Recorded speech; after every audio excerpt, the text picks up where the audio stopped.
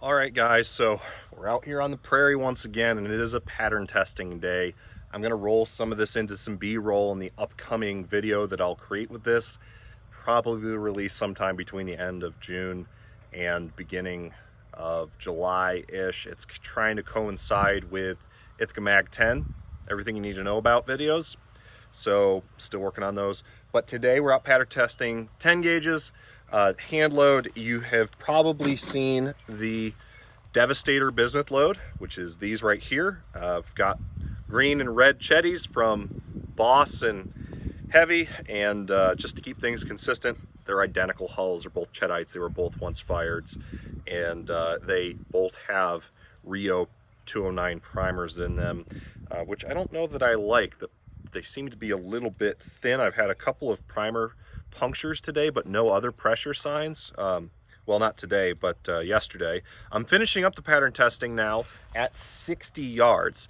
I'm going to shoot a pattern with these with the Terror tube, and we're going to go check it out of the Gold 10. But I can tell you, out of both Mag 10s, out of the Gold 10, these loads out to 50 yards, 40 and 50 yards have been insane. I mean, you don't want to run anything tighter than a modified if you're going to be shooting anything under 40, to be honest. And the 40-yard Terror tube load was a turkey load. And this is number 2 bismuth. The green hulls are loaded with Roto's number 2, Rotometal, and the red hulls are loaded with Boss number 2. So I've scored plenty of shot to do this. I've been putting literally pounds of bismuth downrange for this pattern testing example. I've played with powder charges, etc., but I am working off of relatively finalized load. But the concept being full length wad with a cushion wad and buffer is going to provide you exceptional results out of most all chokes. Even the improved modified Carlson's of the G10 is throwing a pattern that honestly is mallard killer at 60 yards, so long as the shot string is okay. I'd like a little bit tighter, but it's got some forgiveness. So the modified, improved modified is going to be an excellent choice with this load. So enough gabbing. I'm going to fire a pattern. We're going to go downrange and take a look at it naked on the board. All right, muzzle is at 60 yards. This is the Gold 10 with the SRM Industries Terror tube. It's the Wad Wizard Terror tube. We're running, first shot here is the Rotometals number 2 bismuth, 60 yards. Let's check out our velocity out of the 28-inch barrel and see what we can get.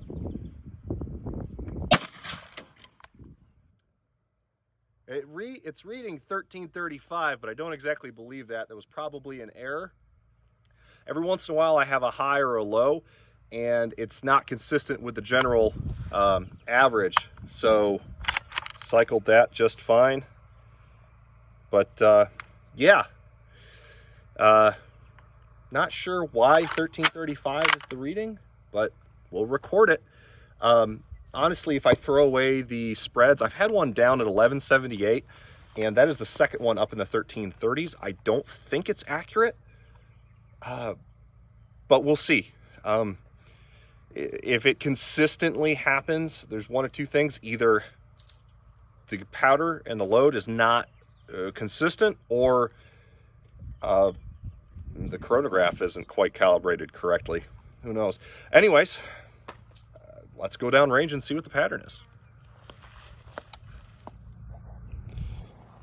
So here at about 30 to 35 yards, the wad is dropping, and that is super consistent. I've only had a couple of times where it's gone farther, and yesterday had one impact through the paper at 40 yards. So it probably had a pellet or something stuck in it, which isn't going to happen too often, but it didn't affect the pattern at all. I didn't put a point of aim up on this pattern board for some weird reason, but here's 60 yards with the Rotometal bismuth, and that is pretty nasty. That would definitely take down a goose, and I think would definitely serve pretty dang well as a long-range pass shooting duck load. That pretty much meets the expectations of a 10 gauge. We can see we've got some flyers around the outside, but this core here is just you can't, so if we say that, okay, vitals on a goose are going to be the size of my hand, going side to side, inside of the core of that pattern, you can't land anywhere without getting number of hits. You're going to have broken wings. You're going to get, most likely get some pellets in the neck or head. If it's a duck, it gets a little bit dicey up at the top and on the edges, but you still got such a core here. I mean, this is going to run out of gas past 65 to 70 yards. So, I mean, really though, the pattern is exceptional, just crazy. And this is a 6x6 board, 6 foot by 6 foot board here.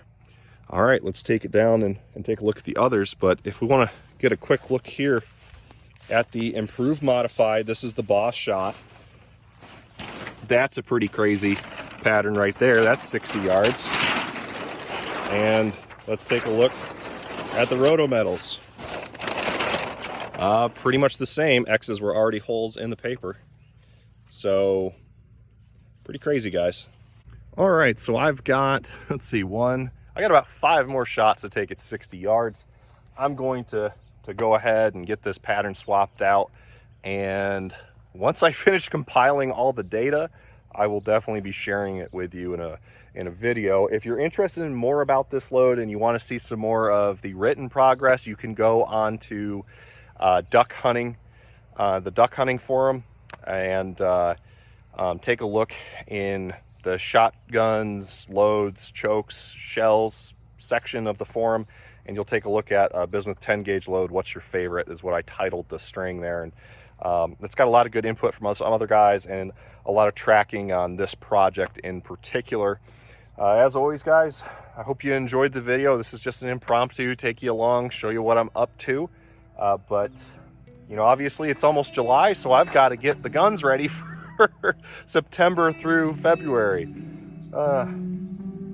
Waterfowl hunting is life. Well, after God, family, and community, then waterfowl hunting. All right, guys, God bless. Keep your powder dry. I'll see you in the next video. That wasn't a good snap. I'll see you in the next video.